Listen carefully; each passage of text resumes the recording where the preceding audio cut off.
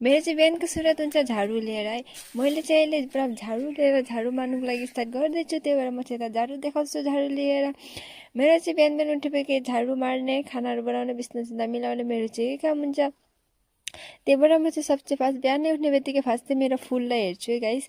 मेरो फुलहरूलाई चाहिँ म जहिले बिहान उठ्ने बित्तिकै होइन आफूले रोपेको त जे पनि कस्तो राम्रो लाग्छ हेर्नुको लागि म चाहिँ बिहानै उठ्ने बित्तिकै फर्स्ट मेरो फुलहरूलाई हेर्छु कस्तो के भयो, के फुल्यो के फुलेन भन्दै।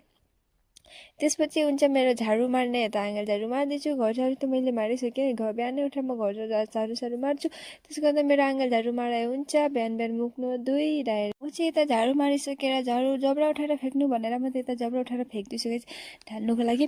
किनभने यहाँ चाहिँ एकदम झाडु मार्दै यति माटी माटी हुन्छ नि, एउटा झाडुले म त जान्दैन कि। त्यही भएर म त यता फटाफट आँगन झाडु मारिसकेको बादमा म त यता माटी लिएर कुट्नु थालेँ, किनभने आज चाहिँ मलाई घर लिप्नु थियो। अनि त्यसैले मैले त यता माटी लिएर कुट्नु थालेँ, किनभने यसलाई चाहिँ बस सुकेको छ नि त यो। अनि यसलाई चाहिँ मजालेसँग कुट्यो भने चाहिँ राम्रो हुन्छ कि भिज्नुको लागि जल्दी भिजिन्छ।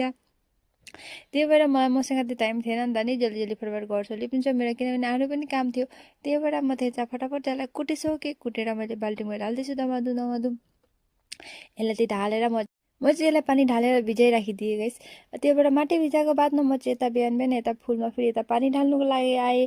यो चाहिँ मैले लिएर आएको थिएँ मैले किनेर, अनि यसले त कस्तो राम्रो कोप्लेर लागेको छ नि त गाइस। यो चाहिँ म बिहान बिहान उठ्ने बित्तिकै म सिधै यही फुलमा हेर्छु। अनि गाइस म चाहिँ अहिले जाँदैछु गोबर लिनुको लागि। हाम्रो घरमा गाई छैन नि त है, अनि हाम्रो घरमा चाहिँ गोबर पाउँदैन। त्यही भएर म चाहिँ अहिले यता मामा घरमा जाँदैछु गोबर लिनु लागि, घर लिप्नु लागि।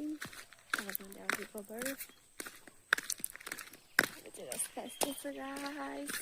म त यता मामा घरमा पनि आइपुगेँ। मामा घर यहाँबाट म चाहिँ ग्वालियरबाट गोबर लिँदै थिएँ गाइस।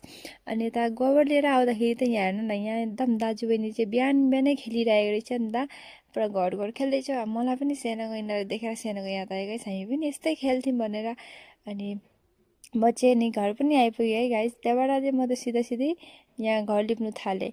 सिधा लिएर गोबर र माटी मुछ्मेर त्यहाँबाट म चाहिँ यता घर लिप्नु थालिसकेँ। फटाफट घर लिप्दैछु म चाहिँ यता। मेरो पचास बार्नु छ, त्यही भएर म चाहिँ यता फटाफट घर लिप्नु, चौका पनि लिप्नु थियो नि त।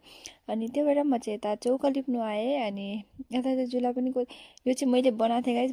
मैले एउटा भिडियोमा हेरेर देखेको थिएँ नि त, अनि त्यहीबाट मैले हेरेर बनाएको। मैले अस्ति नै पनि यही चौकाको मैले घर लिपेको ढाल्दाखेरि थिएँ, सबैले भनेको थियो चुला कति राम्रो लाग्यो कसले बनाएको भनेर। यो चाहिँ मैले अनलाइनमा हेरेर बनाएको थिएँ, मैले पनि एउटा भिडियो पाएको थिएँ इन्टरनेटमा।